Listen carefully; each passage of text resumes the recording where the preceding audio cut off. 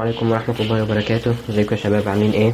معاكم زميلكم احمد اسلام من الفرقة التالتة، وان شاء الله هنشرح النهاردة سيكشن فيسيو بعنوان الهارت ساوند والراديال بالس والميجرمنت اوف الارتيريال بلاد بريشر. هو سيكشن سهل جدا وبسيط وكله معلومات هتحتاجها في حياتك العملية بعد كده، فان شاء الله هيبقى سهل جدا واسئلته بتيجي في الامتحان كويسة يعني. قبل ما نبدأ خلينا ندعي لزمايلنا ربنا يتوفاهم، ربنا يرحمهم ويغفر لهم وما يلحقنا بهم على خير، ونقول رب اشرح لي صدري ويسر لي امري واحلل عقدة من لساني يفقه قولي.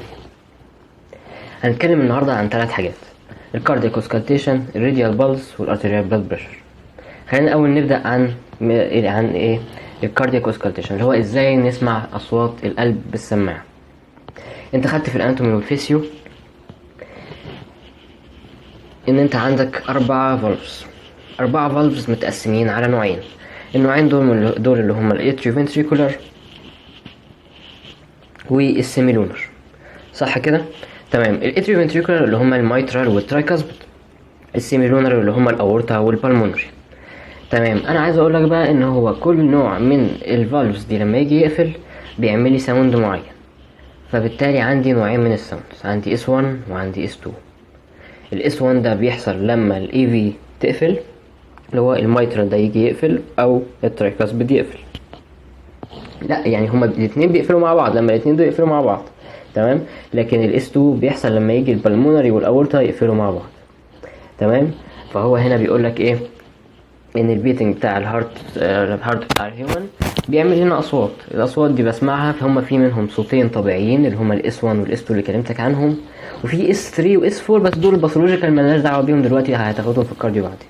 بسمعهم بحاجه اسمها الاستيثوسكوب اللي هي السماعه، هناخدها دلوقتي وهناخد تفاصيلها حالا. الاول تعال نتكلم عن الاس 1 والاس 2 بشيء من التفصيل.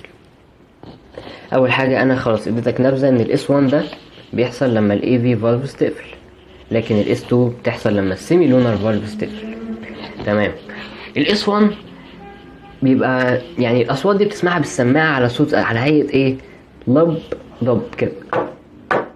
تمام. فاللب ضب،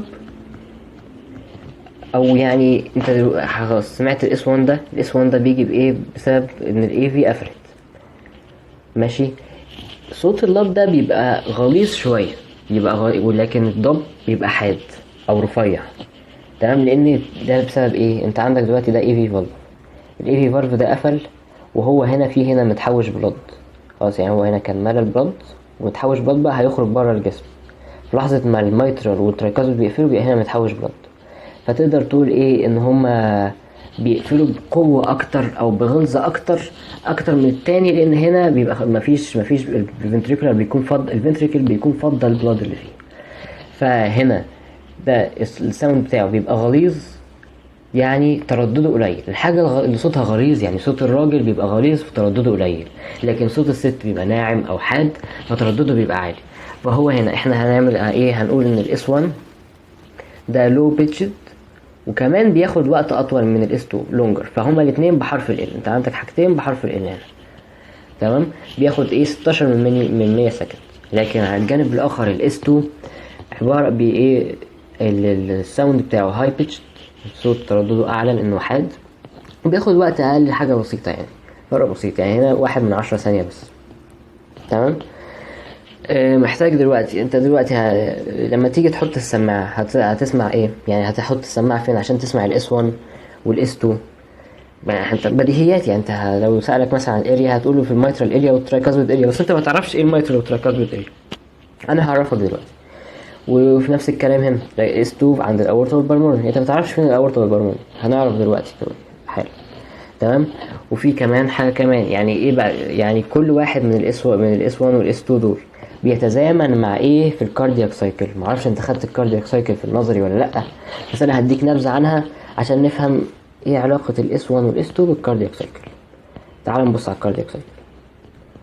بص، انت عارف ان في حاجه اسمها سيستول ودياستول. سيستول يعني انقباض، ودياستول يعني انبساط.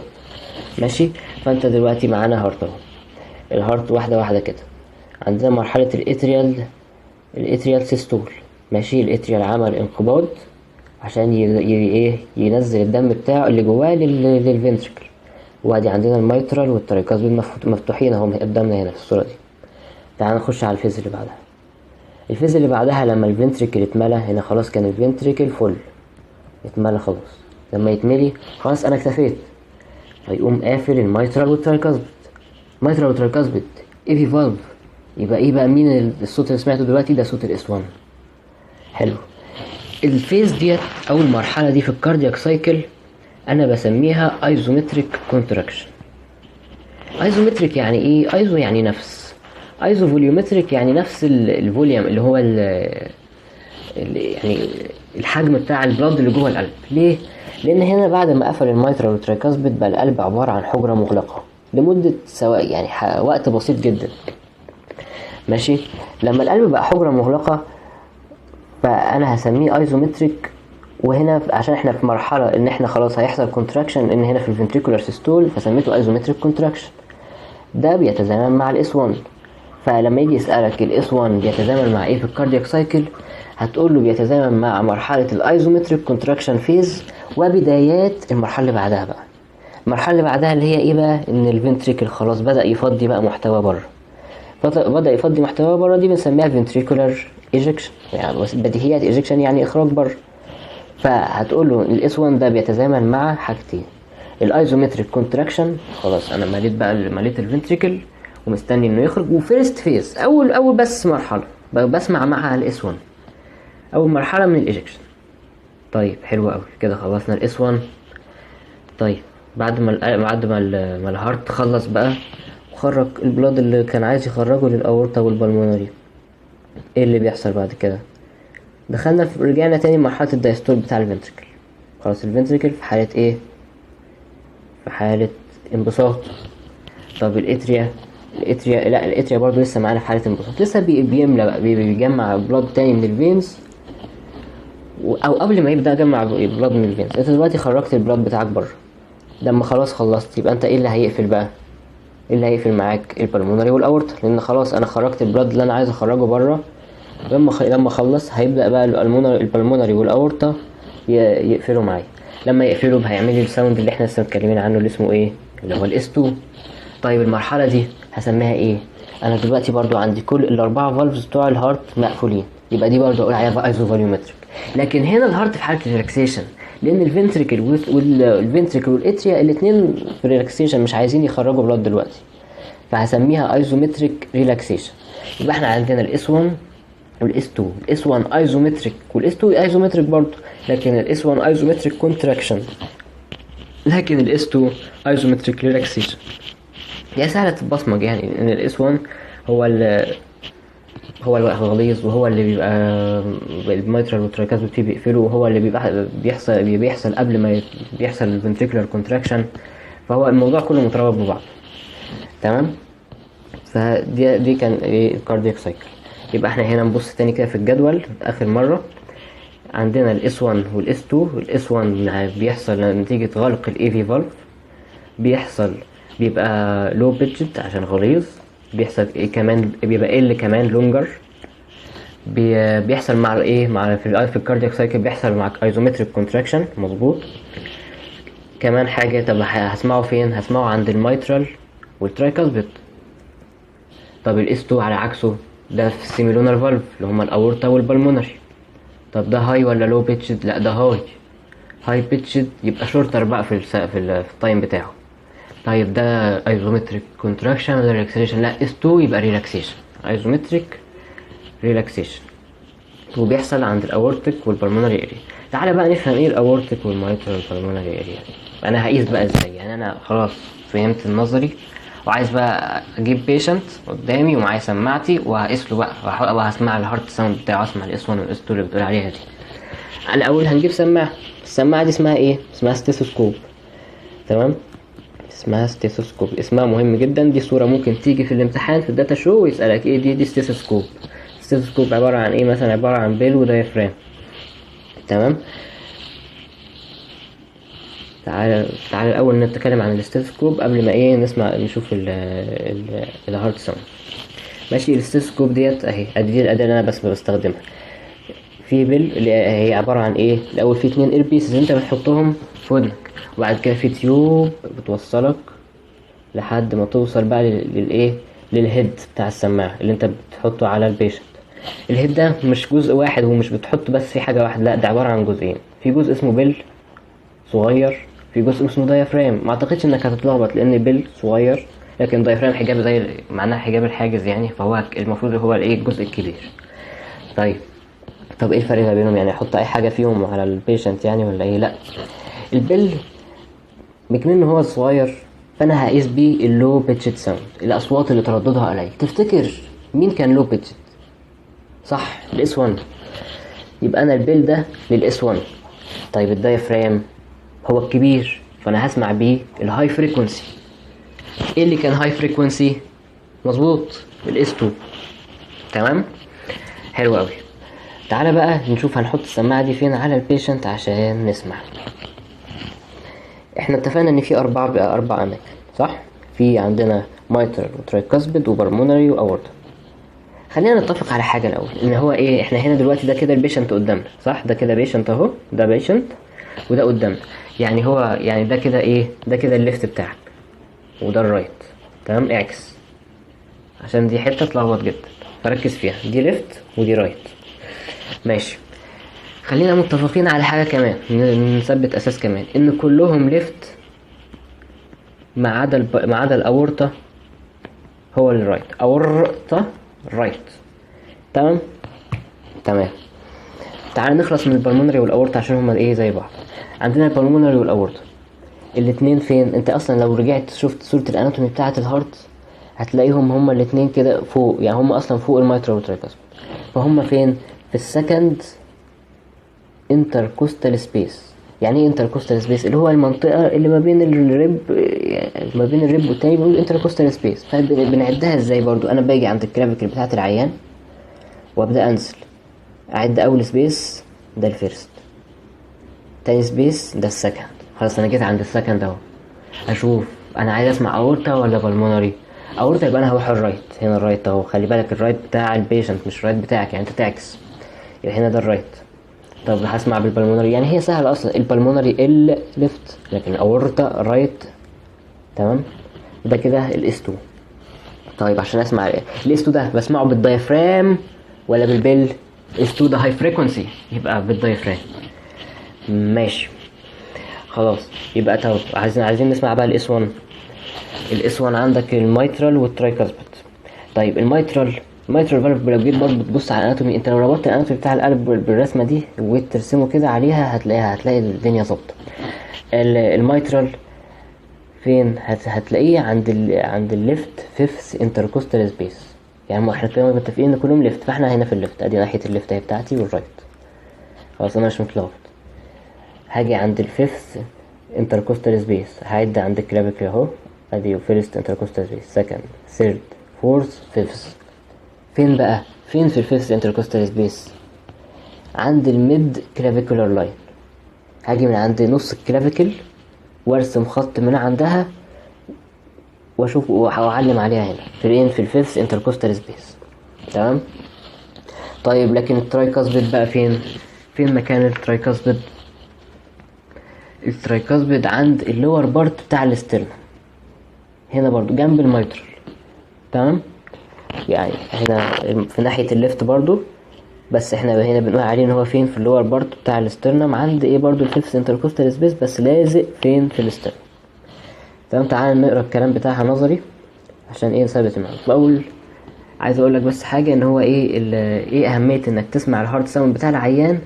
مش المهم انك تسمعه عشان حاجه فيسيولوجيكال، لا، المهم الحاجه الباثولوجيكال، ان هو لما بتلاقي فيه اي اختلال في الاصوات دي بتاع الاس 1 والاس 2، تلاقيه حاجه مش منتظمه كواحد كارديولوجيست او دكتور قلب، بيبقى في دي حاجه اسمها ميرمر لما معناها حرف يعني نفخه، فمعناها حرفي مش هيمثلك اي حاجه.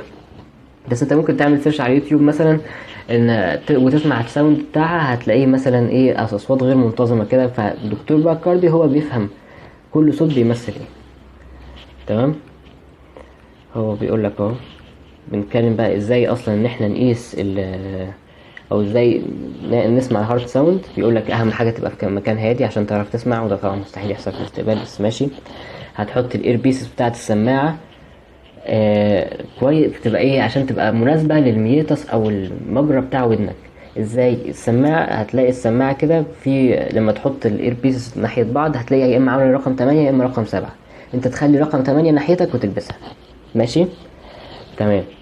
وزي ما اتفقنا قلنا ان البل بتاعت الايه اللو يبقى هنقيس بيها الاس 1. هنقيس بيها مين؟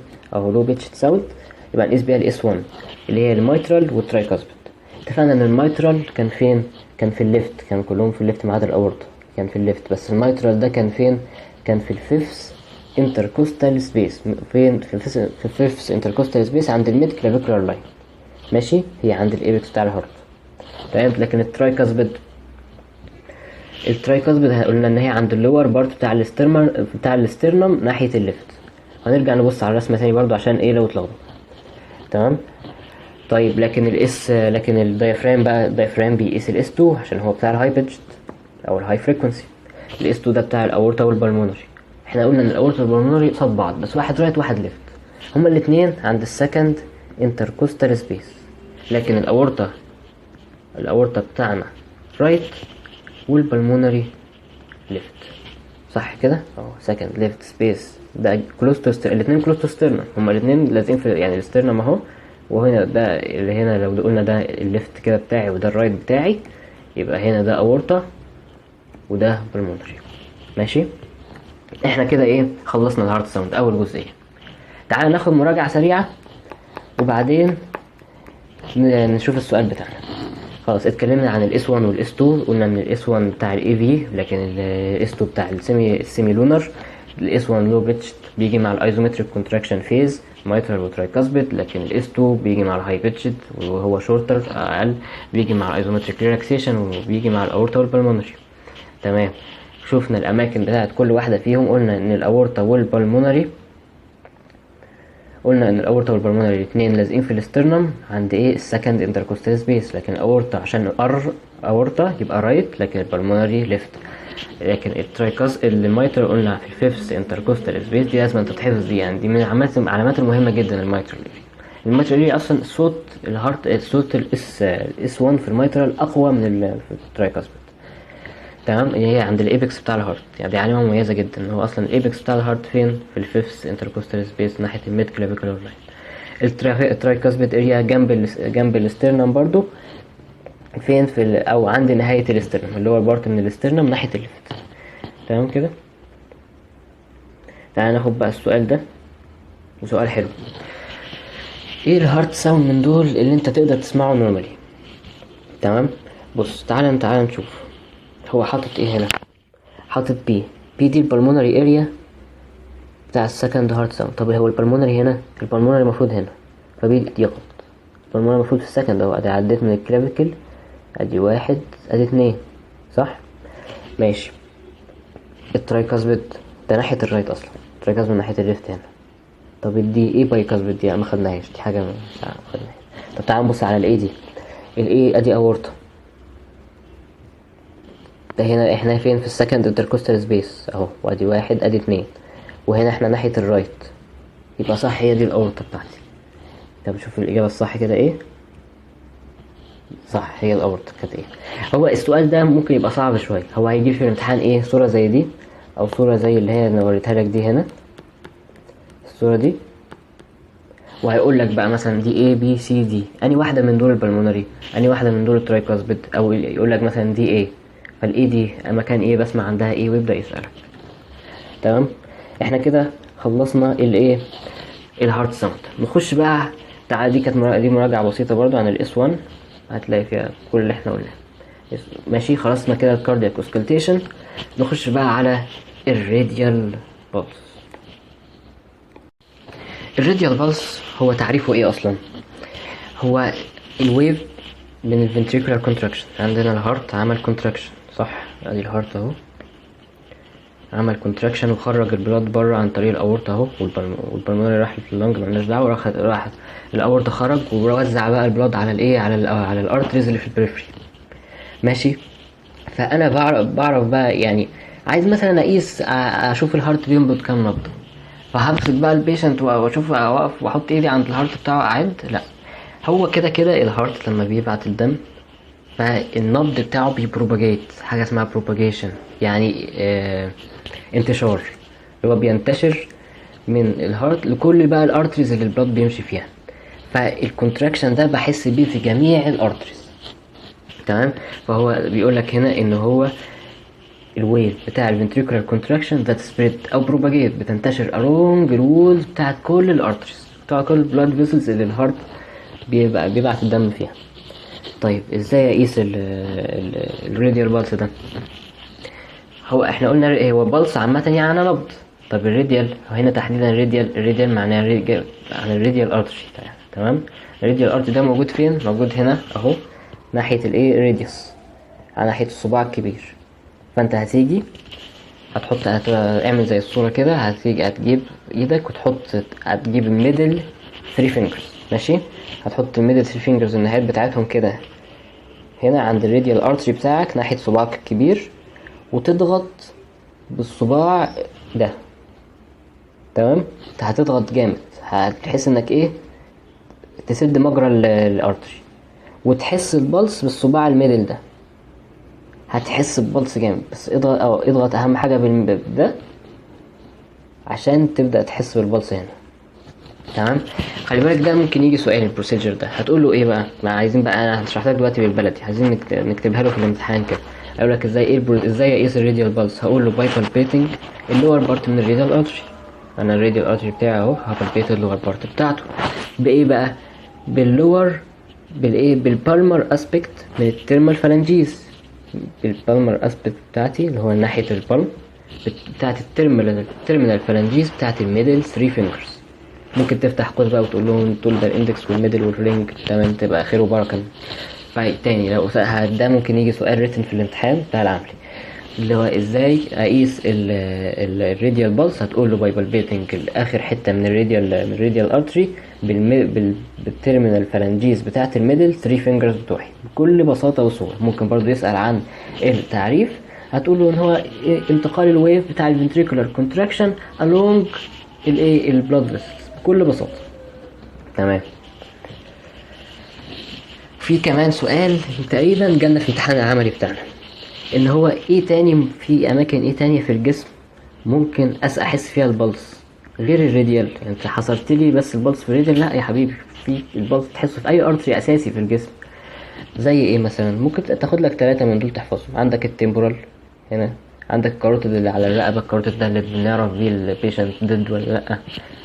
عندك في الفيمورال ارتري، في البوبلوتيال فوسا، الراديال طبعا بتاعنا، البريكيال في الدراع هنا. فاخد لك اي 3 من دول عشان لو جه سأل قول لي انيوميريت 3 بوينتس كمان تعرف منهم البلس غير الراديال، تبقى عارف السؤال. تمام.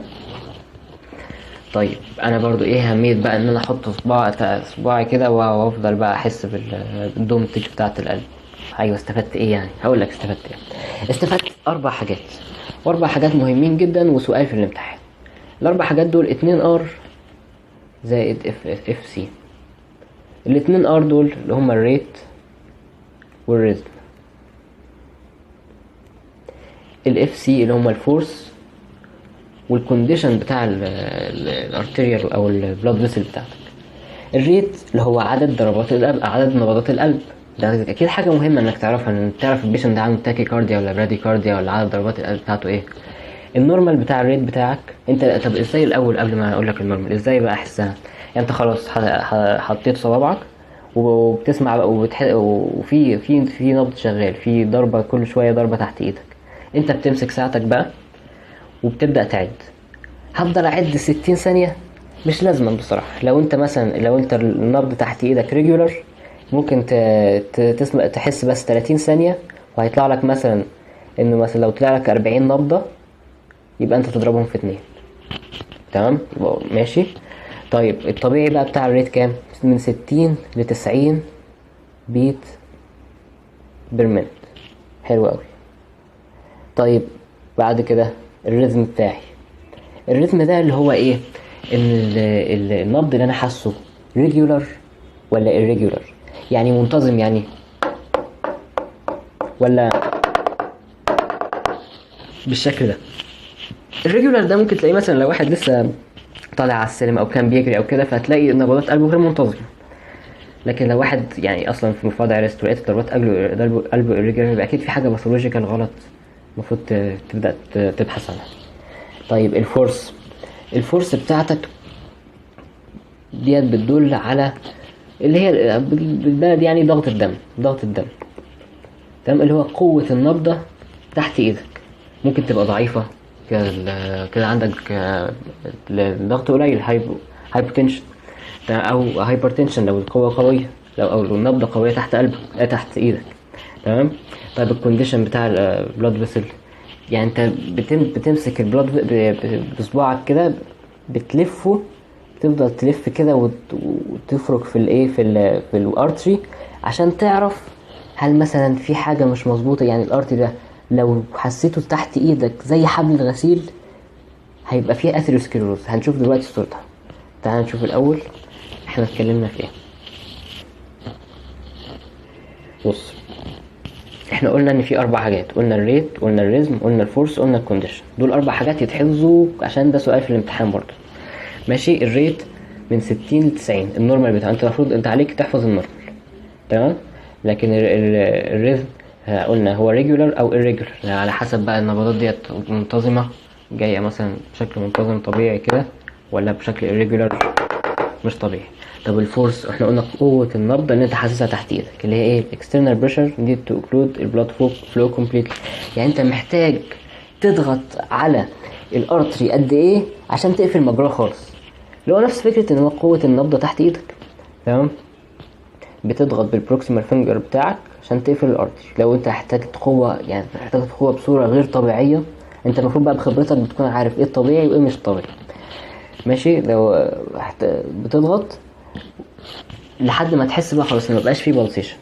لو بقى لقيت ان الموضوع صعب معاك يبقى انت كده خلاص ده فيه مقاومة عالية، يبقى انت كده مثلا ده عيان هايبرتنشن.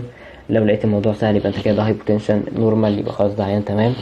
الكونديشن بقى بتاع الارتيريال وول بنقيس يعني ايه برضه، يعني حالة الارتيريال وول. يعني بص ده مثلا عيان اثيروسكليروز ده فات اهو، فانا لو جيت قعدت احس اللي هو عن طريق حاجه اسمها بريسنج اند رولينج، بفضل اضغط والف كده بصوابعي حوالين الارتري. دي برضو تعرف بخبره. لو حسيت بحاجه شبه حبل الغسيل يبقى دي اثيروسكليروز. ودي لو هتسالني اهم نقطه منهم ال4 دي اهم نقطه في الاسئله، لان هو ممكن يسالك الكونديشن بتاع الارتيريال رول تيستد باي ايه. دي كده كومبليت، سؤال كومبليت. بريسنج اند رولينج تعرفها، بضغط ب3 صوابع كده حوالين الارتري وافضل الف. طيب لو لقيت ان الارتري تحت ايدي زي كورد لايك، يبقى انا كده عندي الحيان اثيروسكليروسس. تمام. تعالى ناخد الاكزامبل ده اهو. ادي واحد ايه او حاطط 3 صوابع عادي وهو بيقيس الراديال بلس. يبقى دي الميجر دي اسمها ايه؟ اكتب لنا هاو تو ميجر الارتيريال بلس او الراديال بلس. هتقول له ان هو بجيب التيرمينال فالانجيز بتاعه الميدل 3 فينجرز واحطها على اللور اند بتاعه الراديال ارتري. طب ادي فول كومنت عن الراديال بلس او النورمال. وانا اقول لك انت تعرف النورمال، هتقول له الريت والريزم والفورس والكونديشن. طب الكونديشن بتاع الارتيريال وول بتستد بايه؟ بالبريسنج والرولينج اهو زي ما اتكلم. وانا سايب لكم الاسئله دي برضو في فايل الاسئله، دي اسئله كانت نازله في المحاضرات. تمام. كده خلصنا الكاردياك اوسكالتيشن، خلصنا الراديال بلس. تعالى نراجع مراجعه. هي الراديال بلس مش مستاهله، بس نراجع مراجعه سريعه على الراديال بلس قبل ما ننقل على الارتيريال بلاد بريشر. قلنا الراديال بلس ان هو ايه؟ الويف بتاعه الفنتريكولار كونتراكشن اللي بنقلها على طول الايه، على طول البلاد فيسل. ازاي بقيسها؟ بحط ال3 صوابع بتاعتي كده على الراديال ارتري وبقفل بالصباع اللي هو ده، بقفل بده وبحس بده. تمام. خلاص. وعرفنا انك تعرف 3 أو 4 من ال9 بوينتس دول عشان لو سألك فيهم في الامتحان. والسيجنيفيكانس دي اهم نقطة في الاسئلة، ان الريت والريزم والفورس والكونديشن تعرف ال4 عشان هيجي يسألك قول لي النورمال ايه الفايندنج اللي انا بلاقيه في النورمال راديال بالس، تعرف النورمال بتاع كل واحدة اللي هو بالبنفسجي. تمام.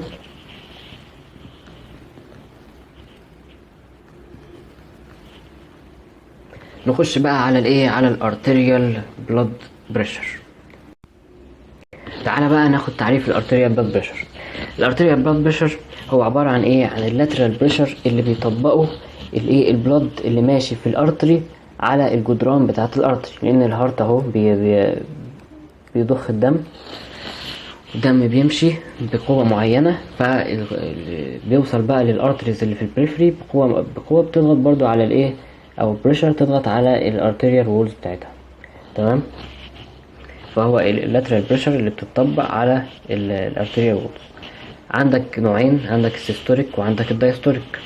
السيستوليك دي اقصى او اعلى حاجة او الماكسيمم بريشر اللي بيوصل له البلد في الارتريز. لان هو بيحصل مع السيستوليك، مع اول ما الهارت يحصل له سيستول ينقبض، بيزق الدم باقصى قوة عنده، فيبقى دي اعلى حاجة، اللي هي اعلى حاجة اللي هي كام يعني 120 والرينج بتاعها من 90 ل150.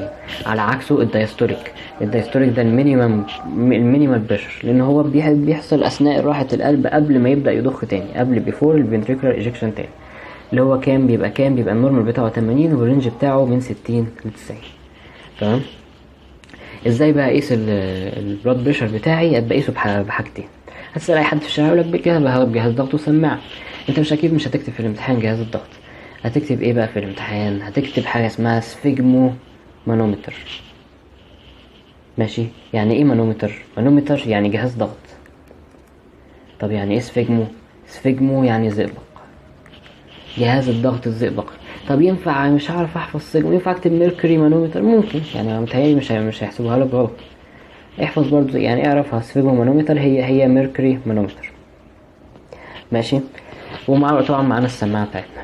السفيجمو مانومتر ده عبارة عن ايه؟ عبارة عن المقياس بتاعي اللي هو وبيطلع فيه الزئبق بيطلع هنا كده، وبيقف بقى عند المؤشر بتاعه 200 مثلا، هنا 30 ولا حاجة في الاخر. والكف اللي انا بلفها حوالين دراع العيان، وعندك البلب اللي انا بضغط عليها عشان افضل اعلي الضغط على الدراع بتاع العيان، والفالف اللي بفتحها لما اجي اهوي بقى الجهاز. تمام. هو هنا بيقول لك اهو ان الكف ديت هي رابر باج covered with a closed envelope connected by one tube، اللي هي بتتوصل هنا كده بالميركوري بقى بالمؤشر بتاع الزئبق. وفي البامب بتاعتي اللي هي فيها الفالف اللي انا بس بفتحها لما اجي خلاص اقيس الضغط. بقيس الضغط بطريقتين. الطريقة اللي احنا متعودين عليها اللي هي اسمها الاوسكالتاتوري ميثود اللي هي بالسماعة. في طريقة تانية اول مرة تسمع عنها اسمها بالباتوري ميثود. البالباتوري ميثود ديت انا برضو ماسك جهاز ضغط، بس الفرق ان هنا مفيش سماعة. ليه بقى مفيش سماعة؟ لان انا بستعمل صباعي هنا، وهنفهم دلوقتي ازاي بتحصل. تمام. عايزك بس تفرق ما بين الصورتين دول، ان هو هنا راجل بيقيس الضغط وماسك سماعة، لكن ده راجل بيقيس ضغط وبيقيس بصباعه. تفرق ما بينهم برضو ما بين صورة الراديال بالس بس. الراديال بالس راجل حاطط صباعه برضو عند الراديال ارتري بتاع العيان من غير جهاز ضغط، لان هيجيلك في الامتحان واحد من الثلاث صور دول 100%. تمام. وتعرف لي برضو ان البالباتوري ميثود بتقيس السيستوليك بس، لكن الاوسكالتاتوري بتقيس السيستوليك والدايستوليك، وهنفهم دلوقتي كل حاجة بالتفصيل ليه. البالباتوري ميثود اول حاجة معانا زي ما قلنا بتقيس السيستوليك، وهنفهم دلوقتي ليه. تعالى نعرف البرنسبل او الاساس العلمي لقياس الضغط عامة. انا دلوقتي عندي الارتري ده بيمر فيه الدم مثلا بضغط 100. انا ما اعرفش اللي جوه ده 100. هعرف ازاي؟ محتاج اجيب حاجة من بره افضل ازق على الدم ده لحد ما اشوف لما انا هعدي مثلا 100 والاقي ان الارتري قفل، هفهم ان هنا ان الضغط اللي كان جوه 100. فانا دلوقتي هجيب حاجة تضغط على الارتري، هفضل اعلي 50 60 70 80 لسه الارتري قفلش، 90 100 110 بدأت الارتري قفل. يبقى انا كده فهمت ان خلاص ان الضغط اللي كان جوه 100. دي فكرة قياس الضغط عموما. طيب برضو نفس الفكرة في هنا في البالباتوري معانا. جبنا الكف ضغطنا عليها بالبامب بتاعتنا. في هنا انا ماسك في ايدي بامب، عمال بضغط بعلى لحد ما لقيت ان انا حاطط صباعي هنا. تمام. لحد ما لقيت ان مفيش صوت هنا، يعني ما بقيتش حاسس بنبض هنا، البلس اختفى. يعني انا دلوقتي عمال بعلى بالبامب بتاعتي، بعلى لحد ما وصلت 100. فوق 100 لقيت خلاص مفيش بلس هنا. اول ما الاقي ان مفيش بلس افهم ان هو خلاص النقطة ديت هي السيستوليك بلاد بريشر. تمام. هبدأ افتح تاني الفالف، هفتح، هنزل اول ما اوصل عند ال100 هلاقي الصوت رجع تاني، اول ما اوصل عند ال100 وانزل بقى تاني هلاقي الصوت رجع تاني. فكده انا فهمت ان ده السيستوليك بلاد بريشر بتاعي. تعال نقرا. when the blood pressure inside الكف بتاعتي هيعلى above السيستوليك، عليته فوق ال100 مثلا، the blood flow هتستوب، وبالتالي مش هيكون فيه pulse. ما كنت عايز انبهك ان مفيش ستيثوسكوب في البالباتوري. تعال نشوف برضو البروسيجر خطوات كده، خطوة خطوة مع الصورة عشان نفهم اكتر البالباتوري ده بيقول ايه. بص ادي دكتور اهو، لف الكف كويس قوي حوالين العيان عند الانتي كيوبيتال فوسا، ماشي، بتوصل بالميديال سايد، والجهاز على مستوى الهارت بتاع العيان. ومهم جدا ان العيان يكون في حالة ريست منتالي وفيزيكالي، يعني ما يكونش قلقان من حاجة، ما يكونش لسه طالع السلم، العيان جاي لي هادي عشان ما يدينيش اي قياس غلط، ماشي.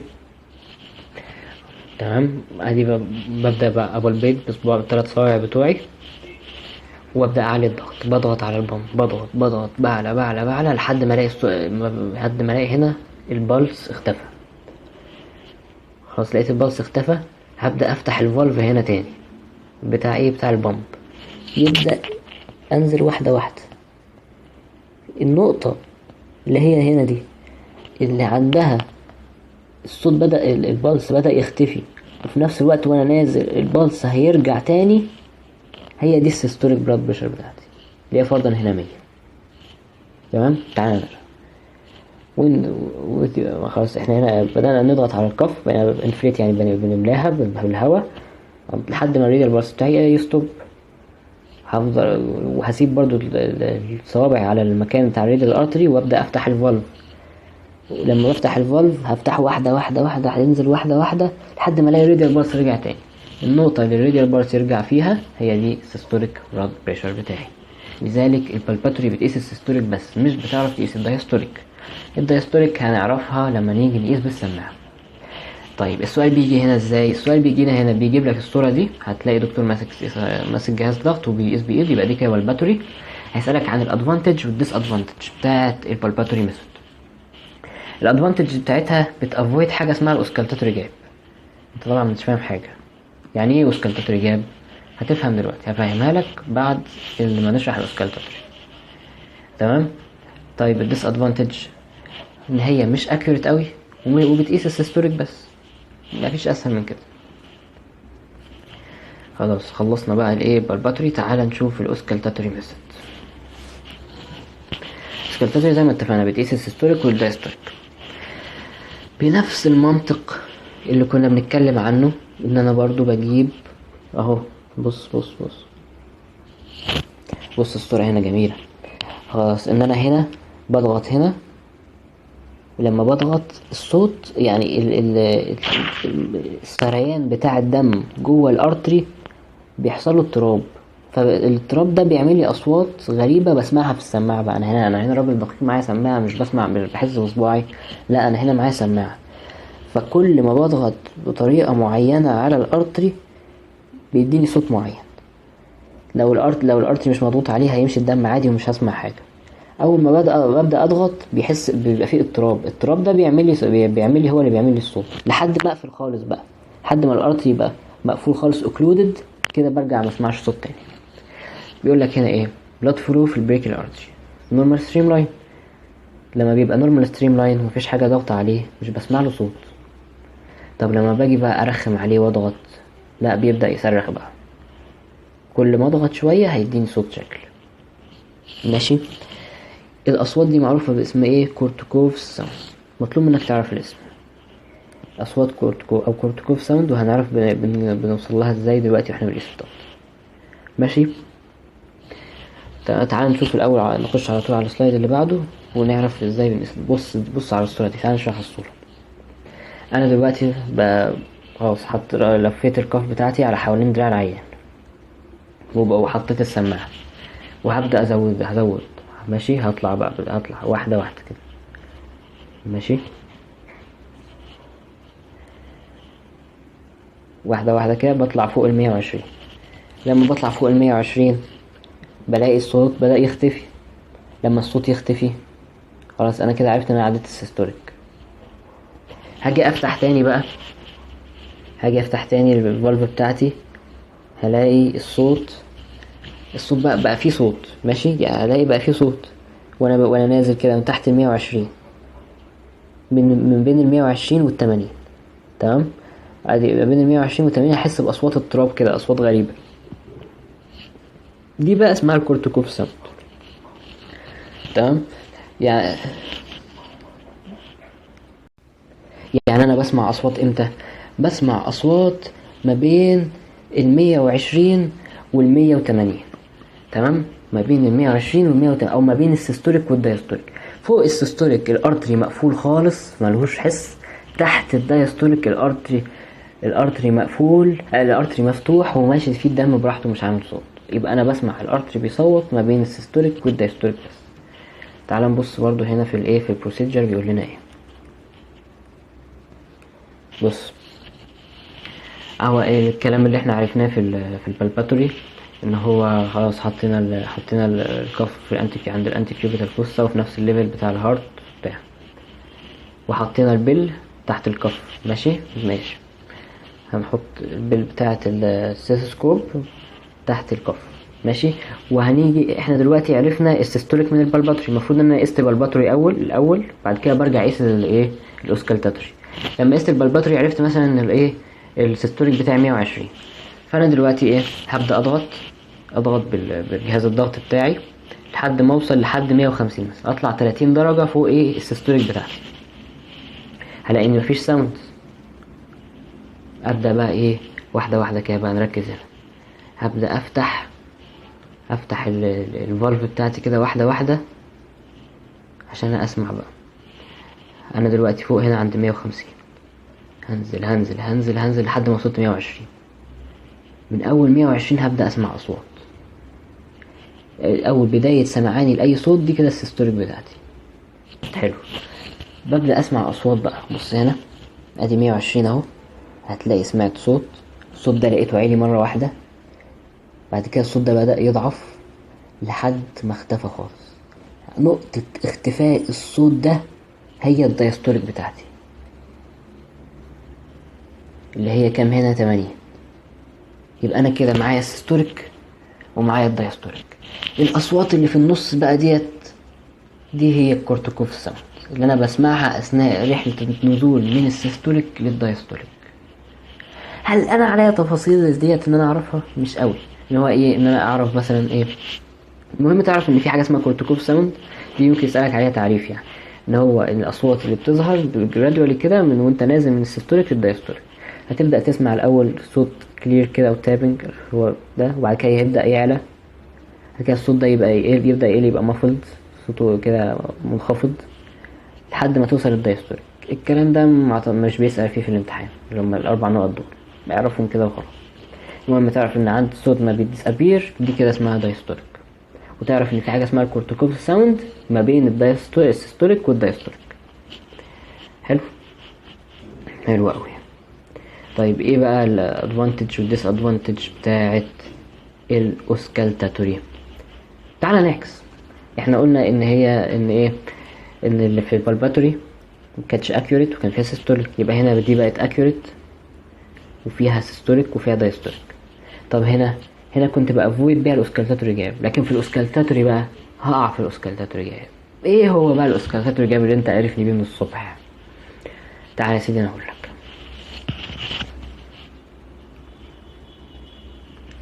بص يا معلم، انا دلوقتي بقيس ضغط. حلو، خلاص طلعت انا يعني. بص دلوقتي انا ما قستش بالباتوري وما اعرفش ايه هي السيستوليك بتاعتي الاصليه كام، فانا بقيس طالع طالع طالع طالع، وصلت لهنا مثلا 160 ولقيت الصوت اختفى.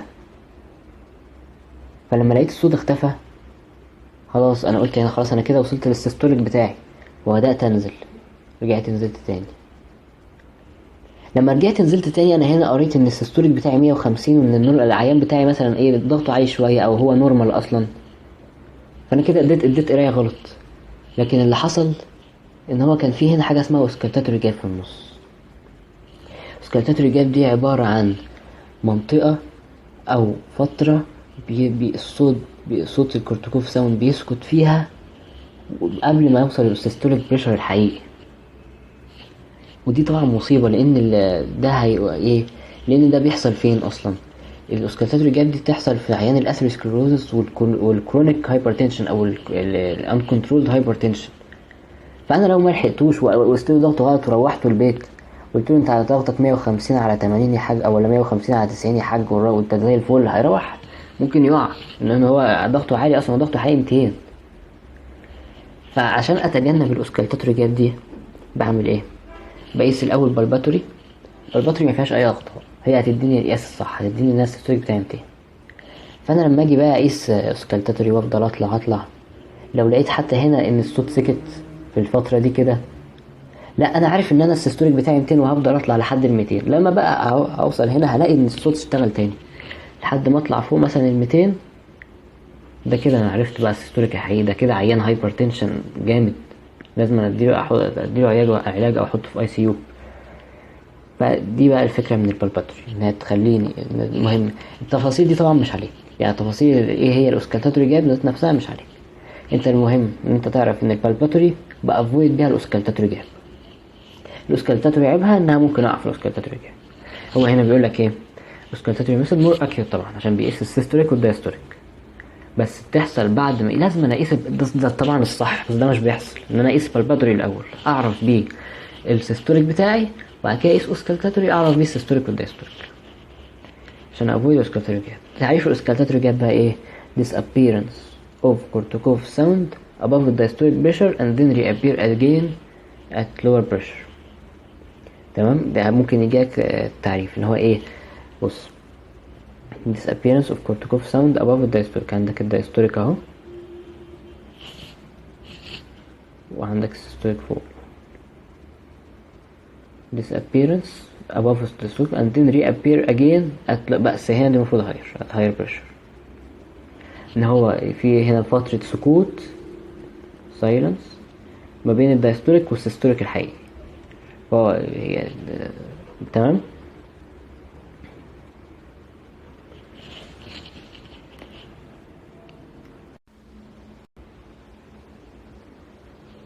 بص عشان تعريف الاوسكالتاتوري جاب تاني، هو بيقول لك ايه؟ انت دلوقتي قست الضغط وطلعت تمام، لقيت وانت نازل في هنا الصوت اختفى، فهو قال لك ان ايه above، يعني اختفاء صوت الكورتيكوف بتيجي وانت نازل، صوت الكورتيكوف تسمعه وانت نازل.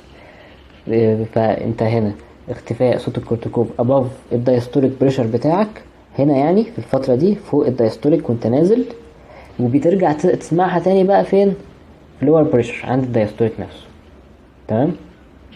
هو يعني التعريف ممكن تحفظه عشان ممكن يجيلك ان هو يكتب لك دي disappearance of Kortukov sound. انت اول ما تلاقي disappearance of Kortukov sound هتقوله ان دي ايه؟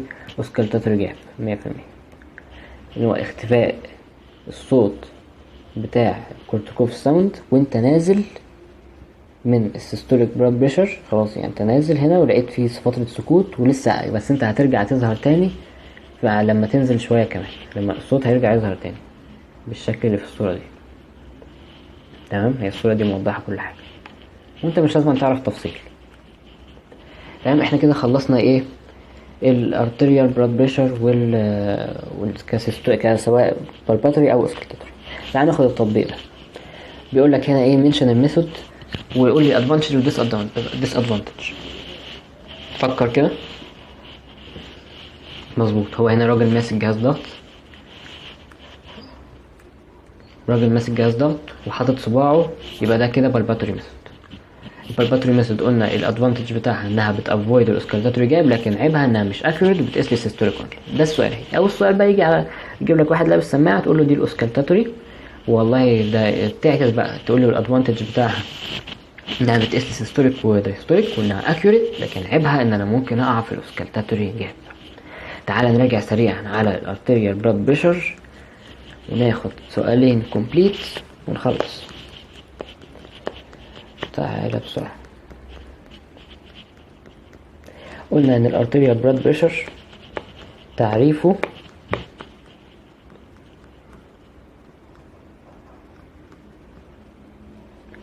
تعريف ان هو اللاترال بريشر اللي بيطبقه البلد على الارتيريال وول. عندك السيستوليك اعلى حاجه بيوصل لها، لكن الدايستوليك هو المينيمم. السيستوليك الطبيعي بتاعه تحفظ طبعا الارقام الطبيعيه دي، الرينجات السؤال كومبليت طبعا 120، لكن والرينج بتاعها من 90 ل 150، هنا 80، هنا 60 ل 90.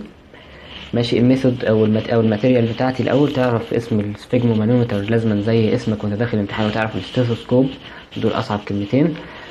تمام. وعرفت مش لازم تعرف المكونات يعني او بتاعت السفيجمومانومتر، بس لازم تعرف الاسم. ماشي. الميثودز عندك قلنا بالباتوري وعندك اوسكالتاتوري. بالباتوري سيستوليك بس، لكن الاوسكالتاتوري سيستوليك والدايستوليك. قلنا البالباتوري اتكلمنا عنه خلاص، وعرفنا الميثود بتاعته انه مفيهوش ستيثوسكوب. اهم حاجه في البالباتوري انك تعرف شكله لما يجي لك في الامتحان، وانك تعرف الادفانتج والديس ادفانتج بتاعته. اتكلمنا عن الميثود بقى وكل حاجه، مش لازم نعيدها تاني. والاوسكالتاتوري قلنا انها بتقيس السيستوليك والدايستوليك، وان الاصوات اللي بسمعها فيها اسمها كورتيكوف ساوند، بسمعها وانا نازل ما بين السيستوليك والدايستوليك. تمام. والله طب انت ممكن برضو تعرف البرنسبل بتاع كل واحده فيهم، فرضا تحسبا يعني ان هو سألك فيهم، ولكنه صعب بس ماشي. ان البرنسبل بتاع البالباتوري ان هو وين البلاد بريشر جوه الكف، انت بتقوله بفهمك يعني البلاد بريشر في الكف يبقى اعلى من البلاد بريشر بتاعه البريكيال ارتري، يبقى كده بحصل هتلاقي ان الايه البلس اختفى، بلس ديس ابيرز. سهل جدا. طب في الاوسكالتاتوري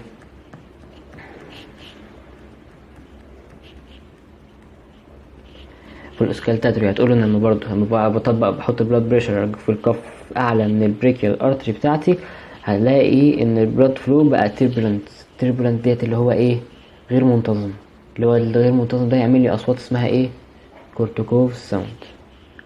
تمام. التيربولنت دي حقيقي تحس في لخبطه كده في الصوت بتاع لما بتسمع السماعه. عايزك ممكن احط لك فيديو في الديسكريبشن عن واحد بيقيس الضغط وبيسمع صوت كورتيكوف ساوند، هتلاقي في الديسكريبشن ان شاء الله. ماشي. بس كده.